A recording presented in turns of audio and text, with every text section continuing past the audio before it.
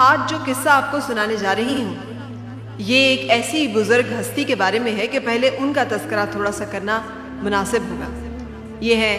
امام حسن بصری رحمۃ اللہ علیہ۔ عہد فاروق اعظم میں 21 ہجری میں مدینہ میں ولادت ہوتی ہے۔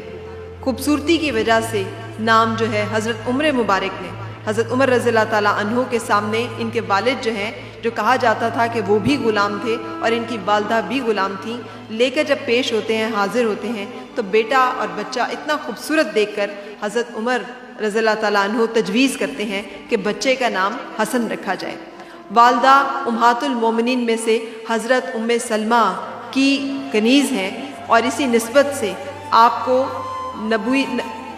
حضور پاک صلی اللہ علیہ وسلم کے گھر میں، حضرت ام سلمہ کا گھر حضور پاک صلی اللہ علیہ وسلم کا گھر ہی ہے، ہماری ایک امہات المومنین کے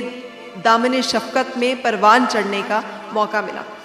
حضرت علی کرم اللہ وجہ سے سخت ایک روحانی نسبت اس لحاظ سے ہے کہ ایک دفعہ بیان کر رہے تھے اور کہتے ہیں اتنے خوبصورت بیان کرتے تھے کہ بصرہ میں ان جیسا بیان کرنے والا کوئی شخص پایا نہیں جاتا تھا۔ حضرت علی کرم اللہ وجہ تشریف لائے اور پوچھا، اے نوجوان، تم عالم ہو یا طالب علم؟ تو کہا کہ حضور نہ عالم نہ طالب علم، میں تو صرف رسول پاک صلی اللہ علیہ وآلہ وسلم کی حدیثوں کا بیان کرنے والا ہوں۔ حضرت علی کرم اللہ وجہ اتنے خوش ہوئے کہ انہوں نے دعا فرمائی کہ اے اللہ اس نوجوان کی باتوں میں تاثیر رکھ۔ جو لوگ صوفیاء کرام اور سلسلوں سے واقف ہیں وہ ان کے مقام اور درجے کو بخوبی پہچانتے ہیں۔ کہتے ہیں کہ ایک دفعہ حضرت امام بصری، جو کہ دنیاوی معاملات سے الگ تھلگ رہنا پسند کرتے تھے اور ان کو یہ مرغوب تھا کہ کسی ایسے گوشہ عافیت میں جا کے رب کو یاد کیا جائے جہاں مخلوق خدا مخل نہ ہو سکے، جہاں پہ لوگ ان کے ساتھ ان کو تنگ نہ کر سکیں، تو ایک دن اسی جستجو میں، اسی آرزو میں دجلہ کے کنارے تشریف لے گئے اور وہاں جاتے ہیں اس لگن کے ساتھ، اس شوق کے ساتھ کہ آج دجلہ کے کنارے پہ بیٹھ کر اپنے رب کو یاد کیا جائے۔ جیسے ہم لوگ یہ سوچتے ہیں نا کہ آج ہم وہاں جا کر انجوائے کریں گے، آج ہم وہاں جا کر سیلیبریٹ کریں گے، تو جو اللہ کے نبی، اللہ کے ولی، اللہ کے پیارے ہوتے ہیں ان کے یہ سلسلے اس طرح کے ہوتے ہیں کہ آج وہاں جا کر اللہ کو یاد کرنے کا لطف اٹھاتے ہیں، آج اللہ کو اس کیفیت میں یاد کر کے لطف لیتے ہیں۔ بہرحال دجلہ کے کنارے جب پہنچے تو ان کی وہ کیفیت جو ہے وہ برقرار نہ رہ سکی، اس لیے کہ انہوں نے دیکھا کہ وہاں پر ایک حبشی، نوجوان حبشی ہے، اس کے ساتھ ایک ادھیڑ عمر خاتون ہے اور ان دونوں نے اپنے سامنے شراب کی سراہی رکھی ہوئی ہے، پیالہ رکھا ہوا ہے اور شراب کا دور چل رہا ہے، دونوں موج و مستی کی کیفیت میں لگ رہے ہیں۔ آپ کی طبیعت پہ اس کا بہت برا اثر ہوا اور آپ نے سوچا کہ کیسے لوگ ہیں جن کو اس چیز کی شرم بھی نہیں آ رہی کہ شریعت کے احکامات کی اتنے کھلے عام یہ اس کو توڑ رہے ہیں، اس کی نافرمانی کر رہے ہیں، ان کو کسی چیز کا ڈر خوف نہیں ہے۔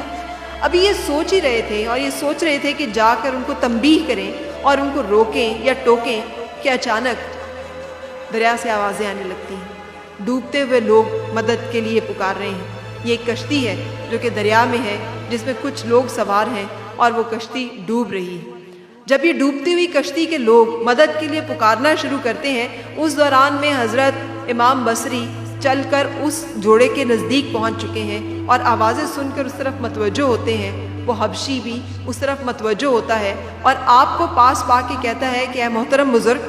میرا خیال ہے کہ ان کو مدد کی ضرورت ہے، آئیے ان کی مدد کرتے ہیں۔ حضرت امام بصری کہتے ہیں کہ میں تیراکی کے فن سے واقف نہیں ہوں، میں تیر نہیں سکتا، اس لیے میں صرف ان کے لیے دعا کر سکتا ہوں کہ اللہ تعالیٰ اپنے فضل و کرم سے ان کو ڈوبنے سے بچائے۔ وہ حبشی نوجوان کہتا ہے کہ اس وقت ان کو مدد کی ضرورت ہے، یہ کہتے ہوئے اس نے دریا میں چھلانگ لگا دی۔ وہ تیر کر ان نوجوانوں تک گیا، ان لوگوں تک گیا جو کہ اس وقت ڈوب رہے تھے، ان کی مدد کی، ان کو نکالا۔ جب انہیں نکال کے لے آیا تو 5 افراد جو ہیں ان کی جان بچا لی گئی اس طرح سے۔ لیکن جب 5 سے پوچھا گیا تو انہوں نے کہا ہمارا ایک ساتھی اور ہے جو ہمیں نہیں ملا ابھی تک اور وہ نظر بھی نہیں آ رہا، تو ہمیں یہ ڈر ہے کہ کہیں وہ ہلاک نہ ہو گیا ہو۔ یہ سننا تھا کہ اس حبشی نوجوان نے، جو کہ اب تھک بھی چکا تھا، جو کہ اتنی مشقت سے 5 لوگوں کو نکال کے لے کر آیا تھا، اور اگر آپ کبھی بپری ہوئی طغیانی میں دریا کی موجوں میں اترے ہوں تو آپ کو اندازہ ہوگا کہ یہ ایک بہت کٹھن اور ایک بہت مشقت والا کام ہے، لیکن اس نے دوبارہ پانی میں چھلانگ لگا دی اور غوطہ لگا گیا، ایسے جیسے وہ وہاں موجود ہی نہیں تھا۔ حضرت امام بصری بھی ایک پریشانی کی کیفیت میں تھے، دعا گو تھے۔ اتنی دیر میں انہوں نے دیکھا کہ وہ حبشی اس ایک شخص کو بھی پانی سے نکال لایا ہے اور وہ شخص جو کہ کچھ عرصہ ڈوب گیا تھا اس کو دوبارہ زندگی کی طرف لوٹا لیا گیا۔ یہ سارا ماجرا دیکھ کر آپ نے اس نوجوان سے کہا اور آپ نے سنا اپنے کانوں سے کہ جو لوگ جن کی جانیں بچائی گئی تھی انہوں نے کہا کہ اس حبشی سے جو کہہ رہے ہیں کہ اگر آپ آج نہ ہوتے تو یقیناً ہم تو ڈوب گئے ہوتے، ہم تو ہلاک ہو گئے ہوتے. تو اس حبشی نوجوان نے آگے سے جواب دیا کہ ایسا نہیں ہے، اگر میں نہ ہوتا تو وہ بچانے والا کسی اور کو آپ کے بچانے کے لیے بھیج دیتا، کیونکہ بچانے والا وہ ہے، اس نے آپ کا بچانا لکھا ہوا تھا، میں یا کوئی اور، وسیلہ کوئی بھی ہو سکتا ہے. حضرت امام بصری نے، امام حسن بصری رحمۃ اللہ علیہ نے جب یہ گفتگو سنی تو وہ اور بھی زیادہ حیران ہو گئے کہ اس شخص کے معاملات کچھ اور ہیں، اس کی گفتگو کچھ اور ہے، یہ ماجرا کیا ہے. وہ سب لوگ شکریہ ادا کر کے چلتے بنے. تو اس حبشی نے متوجہ ہو کے حضرت امام بصری سے کہا کہ آپ کچھ دیر اگر میرے پاس تشریف رکھیے تو میں آپ کو خدمت کرنا چاہتا ہوں. اب خدمت سے حضرت امام بصری سمجھ گئے کہ یہ جس رنگ رلیوں میں مصروف تھے یہ مجھے بھی اس کی دعوت دے رہے ہیں، یہ خود شراب نوشی میں مصروف تھے، یہ مجھے بھی اسی سے بہلانے کا اور اسی سے میری جو ہے وہ تواضع کرنا چاہ رہے ہیں. آپ نے کمال مہربانی سے ان سے کہا کہ نہیں، مجھے کچھ ضروری کام ہے، میں ٹھہرنا نہیں چاہتا. تو وہ نوجوان ہنس دیا. اس نے کہا مجھے سب معلوم ہے کہ آپ کو کیا ضروری کام ہے. امام بصری رحمۃ اللہ علیہ نے جب یہ سنا تو انہوں نے کہا کہ جو شخص اپنے حال سے واقف نہیں ہے اسے دوسرے کے حال کا کیا پتا کہ وہ کیا کرنا چاہ رہا ہے اور کیا نہیں. لہجہ نرم تھا لیکن کہنے جو بات کہی تھی وہ سخت تھی. وہ نوجوان یہ سن کر مسکرا دیا، ہنس دیا. اس نے کہا جناب آپ کی ساری باتیں، آپ اتنے بڑے محدث ہیں، اتنے بڑے فقیہ ہیں، لیکن انسانوں کی جان نہیں بچا سکے. اور آپ مجھے جسے کہ آپ سرکش سمجھ رہے ہیں، نافرمان سمجھ رہے ہیں، فسق و فجور میں ڈوبا ہوا سمجھ رہے ہیں، آپ سمجھ رہے ہیں کہ میں غلط کام کر رہا ہوں، لیکن اللہ تعالیٰ نے مجھے اس قابل سمجھا ہے کہ میرے ہاتھوں سے وہ 5 انسانی جانوں کو بچا سکے. یہ سننا تھا کہ حضرت امام حسن بصری رحمۃ اللہ علیہ کو یہ اندازہ ہو گیا کہ ان سے مخاطب جو شخص ہے وہ کوئی عام شخص نہیں ہے. وہ چونک گئے اور چونک کر انہوں نے کہا کہ میرے لیے دعا کیجیے. یہ سننا تھا کہ اس حبشی نوجوان نے دونوں ہاتھ اٹھائے آسمان کی طرف اور کہا یا اللہ،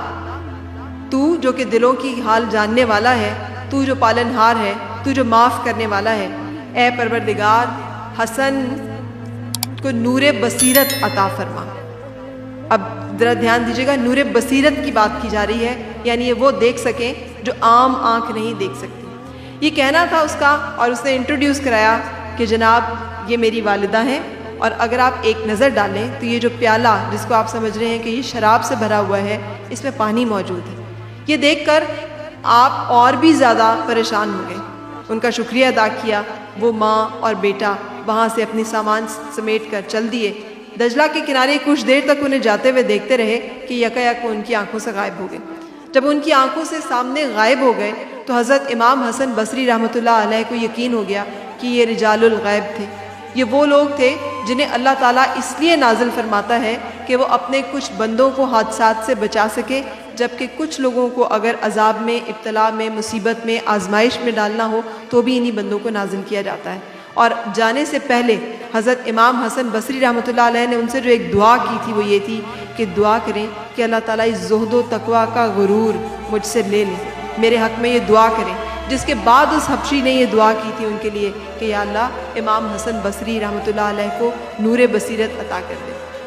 یہاں پہ اس واقعے سے یہ میں نے آپ کو اس لیے سنایا ہے کہ آج کل ہم بہت زیادہ سوشل میڈیا پہ، فیس بک پہ اپنی آنکھوں سے، کسی کے کہنے سے، کسی شخص کے معمولات کے بارے میں، اس کی زندگی کے بارے میں کوئی ایک بات سنتے ہیں اور اس کے بعد فتووں کی اس پہ اتنی بہتات ہو جاتی ہے، ہم اسے کافر بھی کہہ دیتے ہیں، جہنمی بھی کہہ دیتے ہیں، واجب القتل بھی کہہ دیتے ہیں. ہم سمجھتے ہیں وہ انسان ہی نہیں ہے، انسانیت کے درجے سے بھی گرا ہوا ہے، زندہ رہنے کے قابل بھی نہیں ہے. جبکہ اللہ تعالیٰ نے اپنے وقت کے ایک بہت بڑے ولی کو، ایک ایسے ولی کو جس نے رسول پاک صلی اللہ علیہ وسلم کے گھر میں پرورش پائی ہے، ایک ایسے ولی کو جن کا نام حضرت عمر فاروق رضی اللہ تعالیٰ عنہ نے رکھا ہے، ایک ایسے ولی کو جن کے لیے دعا حضرت علی کرم اللہ وجہہ نے فرمائی ہے، جنہوں نے حضرت امام حسن رضی اللہ تعالیٰ عنہ سے صحبت، ان سے درس حاصل کیا ہے. تو ان کو بھی تصحیح اللہ تعالیٰ نے فرمائی کہ ضروری نہیں ہے کہ اگر آپ زاہد ہیں، آپ متقی ہیں، تو جو آپ دیکھ رہے ہیں اس کی بنا پر آپ لوگوں کے درمیان فیصلہ کر سکیں. کہتے ہیں کہ کچھ لوگوں نے امام حسن بصری سے پوچھا کہ کتا تو ایک ناپاک جانور ہے، آپ اس سے اپنا مقابلہ کرتے ہیں؟ تو جواب سنیے گا کس قدر خوبصورت دیا. امام حسن بصری رحمۃ اللہ علیہ کی آنکھوں میں آنسو آ گئے اور پھر آپ نے کہا اگر مجھے عذاب الہی سے نجات مل جائے تو میں کتے سے بہتر ہوں، ورنہ ایک کتا حسن جیسے 1000 گناہ گار لوگوں سے بہتر ہے. سو یہ تھا ان کا زہد، یہ تھا ان کا تقویٰ، اور یہ تھا ان کا انسانیت اور انسانیت پرستی. اللہ تعالیٰ ہم